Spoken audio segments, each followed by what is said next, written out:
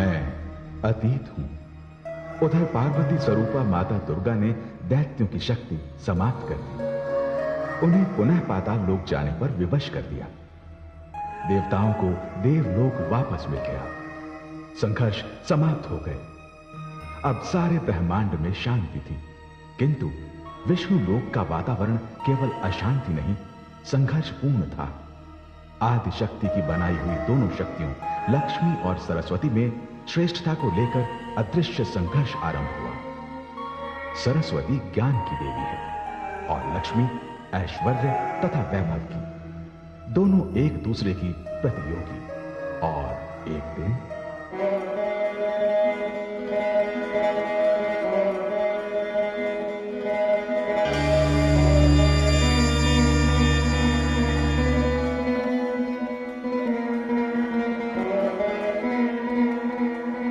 मेरा प्रणाम स्वीकार कीजिए देवी सरस्वती।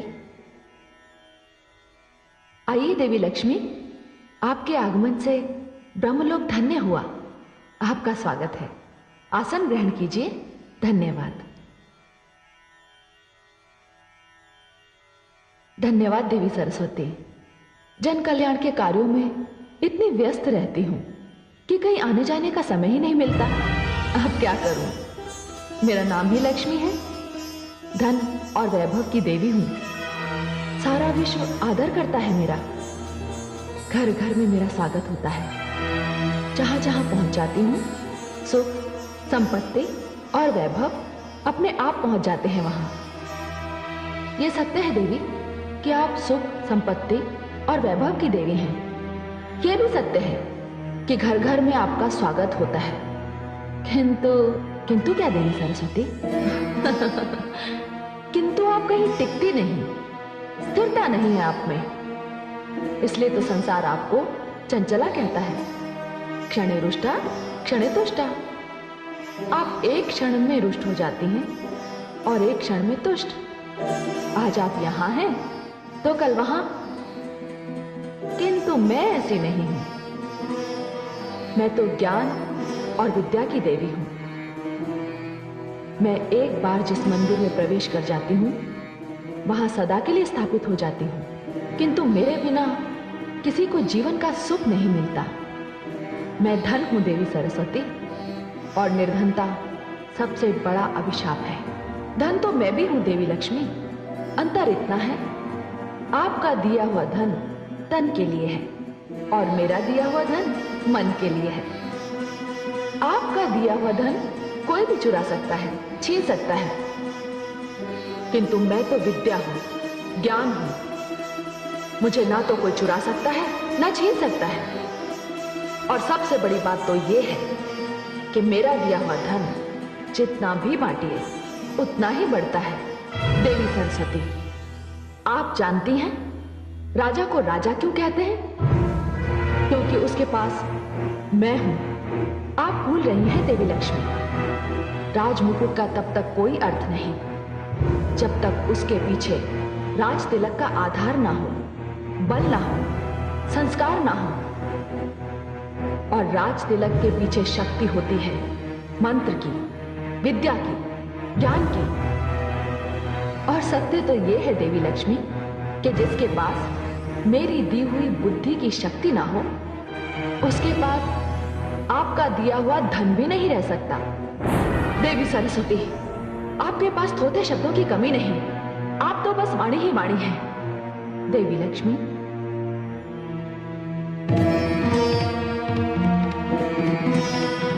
शब्द जब मंत्र बन जाता है तो उसमें दिव्यता आ जाती है। वाणी का जब विद्या से मेल होता है तब वो कंठ की शोभा बन जाती है और संसार उसे सुनने के लिए व्याकुल हो उठता है। वाणी अमृत है, वो सुगंध है जो होठों पर आकर वातावरण को धन्य कर देती है।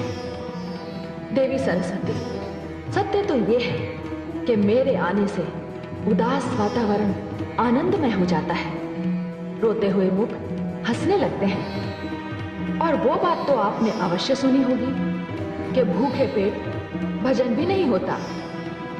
देवी सरस्वती, आप कुछ भी कह लीजिए, मैं श्रेष्ठ हूं। देवी, ज्ञान और धन में यदि कोई श्रेष्ठ है तो वो है ज्ञान। क्योंकि ज्ञानी की पूजा तो राजा भी करता है।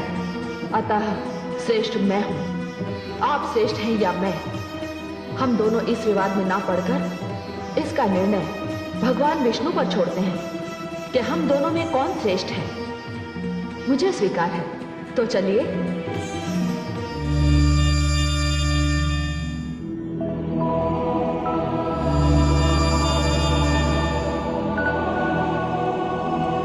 प्रणाम देवी सरस्वती। प्रणाम। अरे देवी गंगा तो पहले से ही यहां उपस्थित है।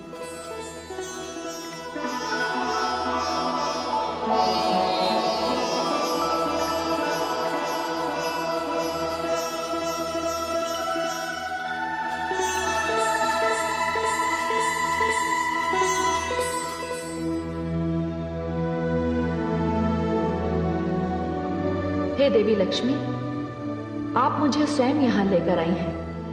आपने मुझे आसन तक ग्रहण करने को नहीं कहा। क्या विष्णु लोक में अतिथियों का सत्कार इसी प्रकार किया जाता है? क्षमा करें देवी सरस्वती। देवी लक्ष्मी तो श्री नारायण के हृदय में निवास करती है और मुझे अपने चरणों में रहने का अधिकार स्वयं श्रीहरि विष्णु ने ही दिया है।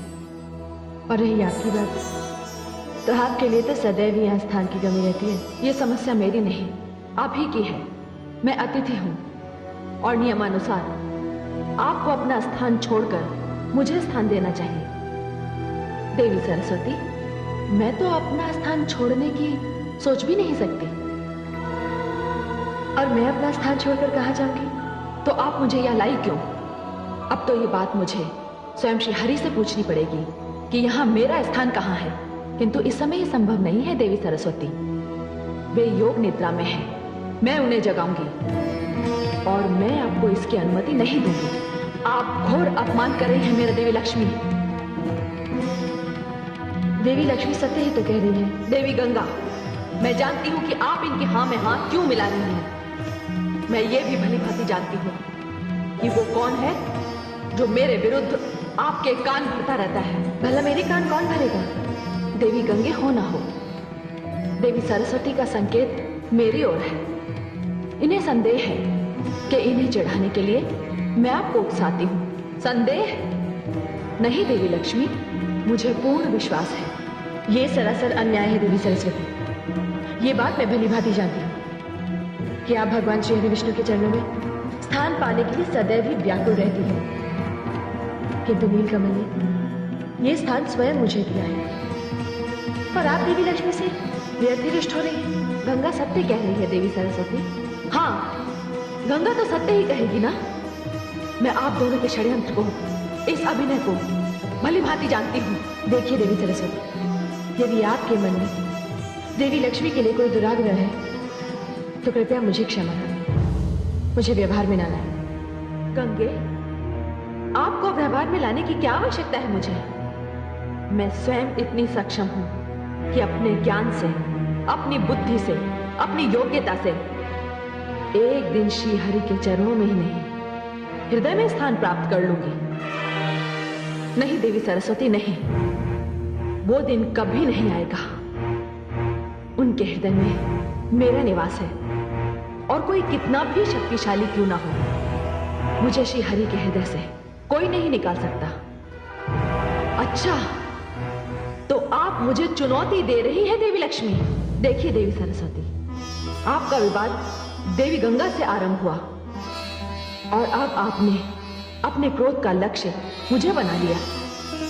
देवी, यदि आपको मुझसे ईर्ष्या है कि मैं ऐश्वर्य और वैभव की देवी हूं, तो इसमें मेरा कोई दोष नहीं। यह स्थान तो मुझे स्वयं आदि शक्ति परमेश्वरी ने दिया है। अच्छा, तो बहुत अहंकार है आपको अपने वैभव और अपने ऐश्वर्य पर। तो जाइए देवी लक्ष्मी, मैं आपको इस स्थान से अर्थात विष्णु लोक से दूर करती हूं। देवी सरस्वती, जाइए, मैं आपको शाप देती हूं। नहीं देवी सरस्वती, आप विष्णु लोक छोड़कर धरती पर चली जाएंगी और वहां तुलसी हो जाएंगी और आपका संबंध भगवान विष्णु से समाप्त हो जाएगा। और धरती पर आपका विवाह किसी असुर से होगा। देवी सरस्वती, ये आपने क्या अनर्थ कर दिया?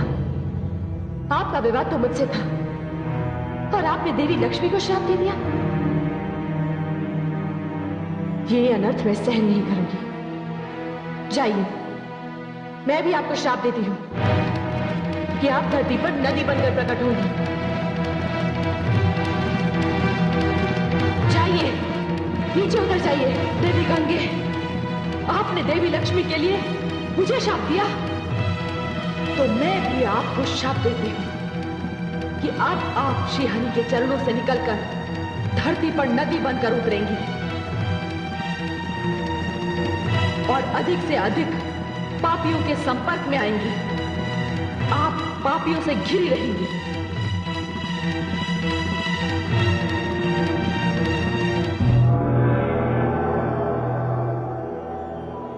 हे आदिशक्ति परमेश्वरी, ये क्या हो रहा है?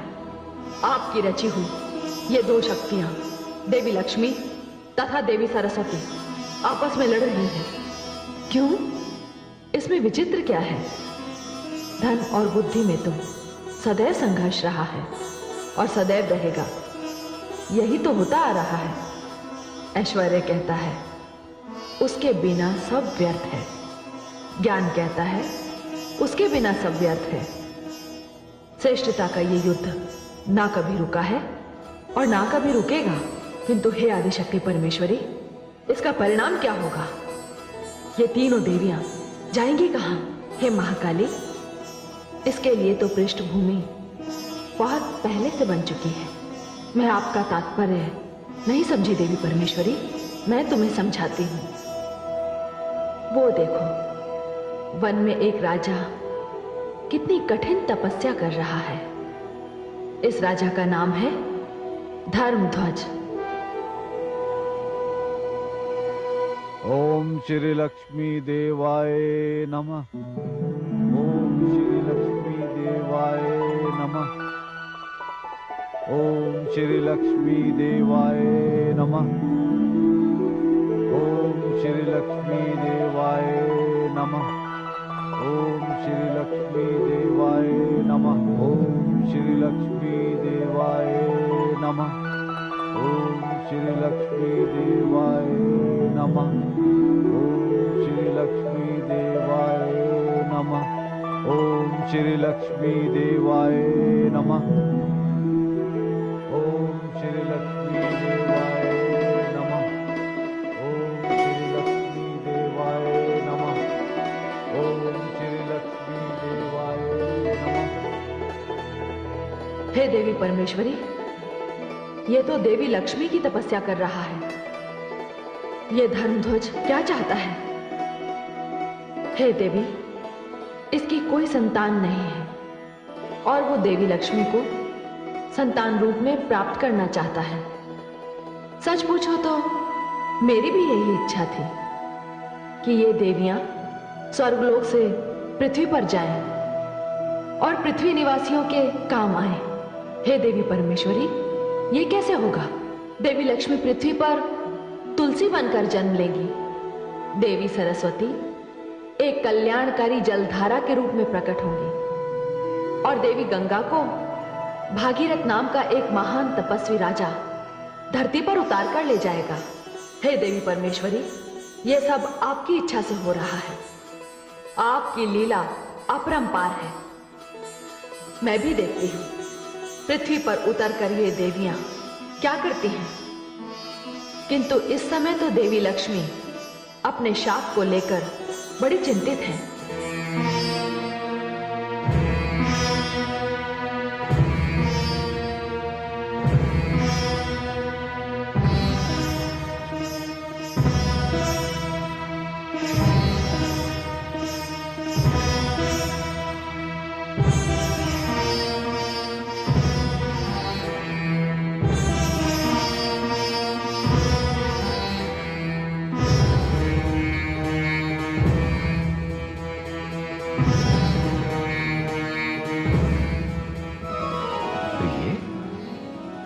मैंने आपको इतना अधिक चिंतामग्न पहले कभी नहीं देखा।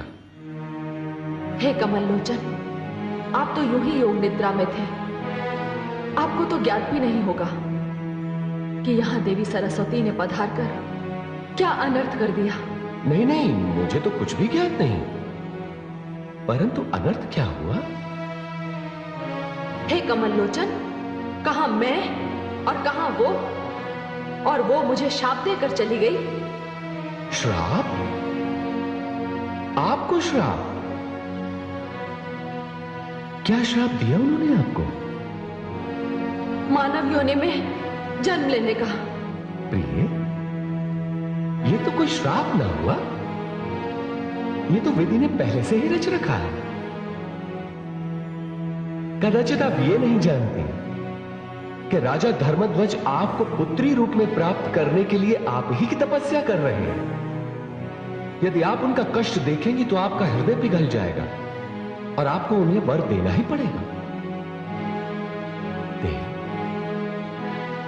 तनिक देखिए तो कि राजा धर्मध्वज की क्या स्थिति है।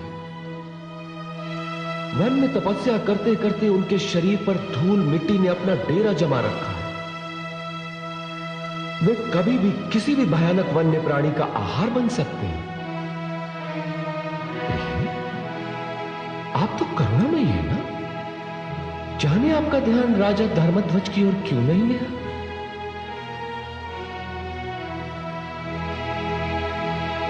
ओम श्री लक्ष्मी देवाय नमः। ओम श्री लक्ष्मी देवाय नमः। ओम श्री लक्ष्मी देवाय नमः। ओम श्री लक्ष्मी देवाय नमः। ओम श्री लक्ष्मी देवाय नमः। ओम श्री लक्ष्मी देवाय नमः। ओहो, हे कमल लोचन, महाराज धर्मध्वज तो सचमुच बड़े कष्ट में हैं। उनकी ये दशा देखी नहीं जा रही है मुझसे। मैं तो इसी समय जाकर उन्हें वरदान दे दूं, किंतु मैं आपके इस किंतु को भली भांति समझता हूं देव। आप इस संकोच में हैं कि पृथ्वी पर जाकर आप में सारे गुण मानव वाले आ जाएंगे। हाँ कमल लोचन, और मैं आपसे दूर हो जाऊंगी और सारी दैवी शक्तियां भी मुझसे छिन जाएंगी। ये बात तो है, किंतु मानव में एक विशेष गुण तो है कि वो अपनी तपस्या के द्वारा कुछ भी प्राप्त कर सकता है। ठीक उसी प्रकार जिस प्रकार राजा धर्मध्वज को आप पुत्री के रूप में उसकी तपस्या के द्वारा प्राप्त होंगी। हाँ, ये सत्य है, किंतु हे कमल लोचन, आपको मुझे सहयोग देना होगा। संसार में मैं आपके बिना कैसे रह पाऊंगी? हे प्रिय, आपसे दूर तो मैं भी नहीं रह सकता। मैं आऊंगा, आपके लिए अवश्य आऊंगा, क्योंकि आपको इस श्राप से मुक्त करने के लिए तो मुझे आना ही होगा। नहीं तो मेरा यह वैकुंठ अपनी शक्ति के बिना सूना सूना लगेगा। फिर आज्ञा दीजिए कमल लोचन, मैं प्रस्थान करती हूं।